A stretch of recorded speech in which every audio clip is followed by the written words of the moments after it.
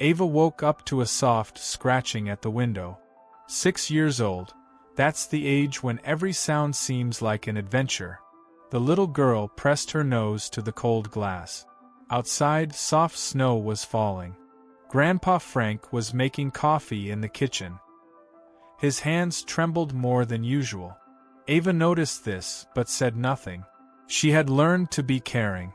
"Grandpa, I can get my own breakfast," she said. The old man smiled. "You're my smart girl, Ava." Their little house stood at the edge of the world. Around them were only forest and mountains. The nearest neighbors lived 30 miles away. But Ava didn't feel lonely. She put on her red jacket and boot. Grandpa gave her a small shovel. "Sweep the path to the barn," he asked. Ava went out into the yard. The snow was knee-deep. Each step left a deep footprint. The girl began clearing the path. Suddenly she heard something unusual. Quiet snorting. The crunch of branches. Ava stopped and looked around. Deer were coming out of the forest. First one, large with spreading antlers. Then another. And another. Ava counted 12 animals. They moved slowly and carefully. Their eyes were large and dark. Their breath created little clouds in the frosty air. "Grandpa," Ava called quietly. "Look." Frank came out onto the porch. He smiled. "These are our winter guests," he said. Grandpa went to the barn. He brought an armful of hay. He scattered it near the big oak tree. The deer waited. They knew this ritual. "Every evening they come," Grandpa explained. "In winter it's hard to find food." Ava watched the herd. The adult deer approached the hay first. They ate slowly and with dignity. But one little fawn stayed apart. He was the smallest in the herd. On his forehead was a white spot shaped like a star. The little one waited until everyone else had eaten. "Why doesn't he come closer?" Ava asked. Grandpa looked more carefully. "He's weaker than the others," he said sadly. "That's how it is in nature." The little fawn approached the hay last. But there was almost nothing left. He found a few stems and ate them quickly. Ava's heart clenched. She wanted to help. "Can we give him something more?" she asked. "Wild animals take care of themselves," Grandpa replied. "We shouldn't interfere." But Ava couldn't forget the hungry eyes of the little fawn. In the evening the herd returned. Grandpa scattered hay again. Ava sat by the window and watched. The fawn with the white spot waited again. Ate last again. Got the least again. Ava quietly left the house. In her jacket pocket was a carrot. She always took something tasty on walks. The girl slowly approached the little fawn. He raised his head and looked at her. There was no fear in his eyes. Only curiosity. "Hello, little one," Ava whispered. "I'm Ava." She took the carrot from her pocket, placed it on the snow in front of the fawn, then stepped back a few steps. The fawn carefully approached, sniffed the gift, then began to nibble it. Ava felt warmth in her chest. She wanted to cry from joy. "Now you have a friend," she whispered. Grandpa saw everything from the window. He said nothing, just smiled and shook his head. That night Ava couldn't fall asleep for a long time. She thought about the little fawn with the white star on his forehead. It seemed to her that she had found her mission. Outside the wind howled. Snow covered the track. But Ava knew tomorrow the deer would return, and she would be ready. The next morning Ava woke up before Grandpa. The sun hadn't risen yet. Outside the window it was dark and quiet. She quietly got out of bed, put on slippers and a robe, went to the kitchen for carrot. Grandpa was still sleeping. His room was quiet. Ava didn't want to wake him. She took 3 carrots from the refrigerator, hid them in her jacket pocket, then got dressed and went outside. The snow had stopped. Stars still shone in the sky. The air was clean and frosty. Ava walked to the big oak tree. There, where the deer had eaten yesterday, the tracks were still visible in the snow. She waited. 5 minutes, 10. 15. Then she heard a familiar sound. The crunch of snow under hooves. The herd was coming out of the forest. Slowly and carefully. As always, 12 deer. The little fawn with the white star walked last. He looked around, searching for something. Searching for her. Ava smiled. "I'm here, friend," she whispered. The adult deer stopped near the oak tree. They were waiting for hay from Grandpa. But Grandpa was still sleeping.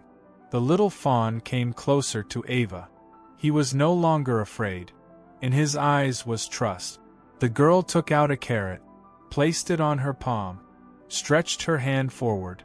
The fawn carefully approached. His warm breath touched Ava's fingers. Then he carefully took the carrot. Ava felt her heart beating with joy. This was the best moment of her life. "What should I call you?" she whispered. "Can I call you Star?" The fawn looked at her with big dark eyes, as if he understood every word. The other deer waited patiently. They were used to morning rituals. Ava took out another carrot, placed it on the snow for the other deer. Then another one. Grandpa came out of the house half an hour later. He carried an armful of hay as always. "Ava," he called in surprise. "What are you doing here so early?" "Feeding our friends," the girl replied. Frank looked at the little fawn near Ava. The baby was calmly eating a carrot right from her hand. "My God," Grandpa whispered. "He's not afraid of you." Ava nodded. "We're friends. I named him Star." Grandpa scattered hay near the oak tree, but his hands trembled more than usual. "Grandpa, do you feel all right?" Ava worried. "Just tired, sweetheart," he smiled.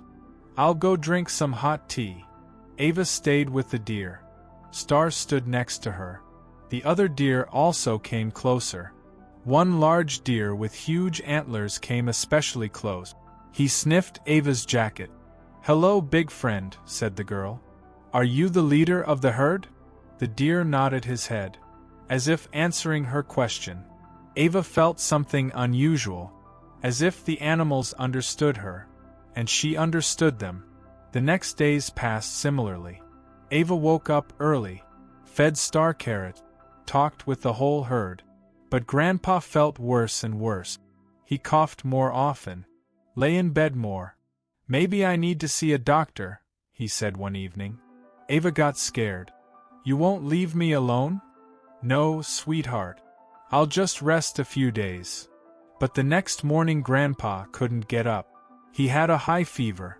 "Ava dear," he whispered, "bring me some water." The girl brought a glass.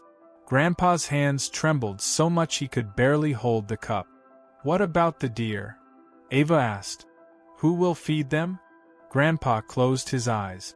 "They'll take care of themselves." But Ava knew this wasn't true. Star needed her help. The whole herd was used to daily food. She quietly left the house. Snow began falling again. The wind was cold and sharp. Near the oak tree the whole herd was waiting. 12 pairs of eyes looked at her with hope.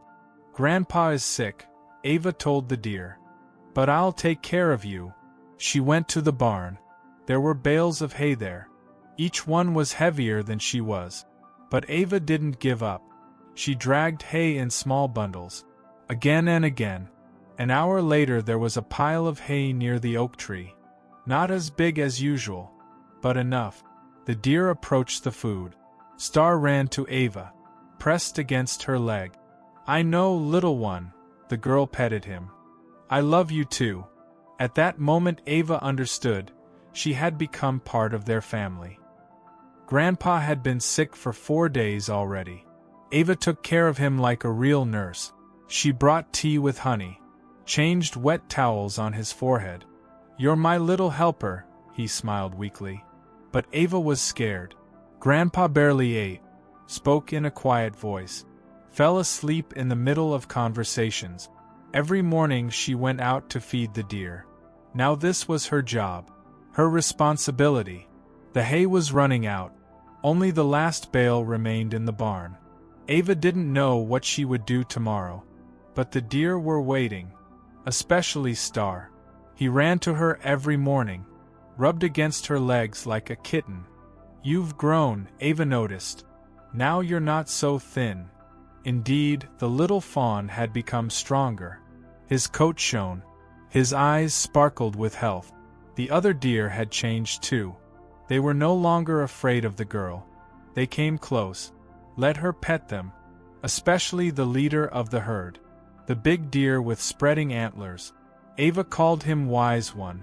Wise One often stood next to her, protected her from danger, as if he understood that she was also a child. On the 5th morning, Ava woke up to an unusual sound. Outside the window was something strange. She approached the glass, and her heart stopped with delight. The entire herd of deer stood by her window. 12 beautiful animals waited in the snow. Their breath created clouds of vapor. Their eyes looked straight at her. Star stood closest. He saw Ava in the window and jumped joyfully. "Grandpa," the girl called quietly. "Look." Frank struggled to get out of bed, approached the window, saw an incredible picture. "They're waiting for you," he whispered in amazement. Ava quickly got dressed, ran outside. The deer didn't move from their spot. She ran to Star, hugged him around the neck. The little fawn didn't resist. On the contrary, he pressed close to her. "Good morning, my friends," Ava said to the whole herd. Wise One came closer, touched her shoulder with his nose. This was a sign of acceptance. Ava understood. They trusted her completely, saw her as their protector, part of their family. She went to the barn for the last hay. The deer followed her, like an honor guard. Near the oak tree, Ava scattered the hay. But this time something changed. Star approached the food first. The other deer waited, until he had eaten his fill. "Now you're not last," Ava smiled. "Now you're special." Grandpa watched from the window. Tears flowed down his cheek. Never in his life had he seen anything more beautiful. A little girl among wild deer. Like a princess of a fairy forest. Like a guardian angel. "Ava has a gift," he whispered to himself. When the deer had eaten, they didn't go to the forest. They stayed in the yard, lay down on the snow around the girl. Ava sat in the middle of them. Star put his head on her lap. Wise One lay nearby like a big dog. "I'll tell you a fairy tale," Ava said, "about a princess who lived in the forest." The deer listened to her voice. Their eyes were calm and trusting. They sat like this until noon. A child and 12 wild animals, united by invisible threads of love. In the evening, Grandpa felt better. The fever had broken. His hands trembled less. "You saved me, Ava," he said. "And you saved them too." "We saved each other," the girl replied. She looked out the window. The deer had returned to the forest. But Ava knew tomorrow they would come again. They would come to their little protector. To the girl who had learned to speak their language. The language of the heart. The language of love. The language of trust. Outside, snow began to fall. Big soft snowflakes danced in the window light. And in the little house by the forest, a little girl fell asleep with a smile. She dreamed of deer. She dreamed of Star. She dreamed of Grandpa, healthy again. She dreamed of a world where people and animals lived as one big family. And this wasn't just a dream. This was truth. Truth that she had created with her own hand, with her own heart.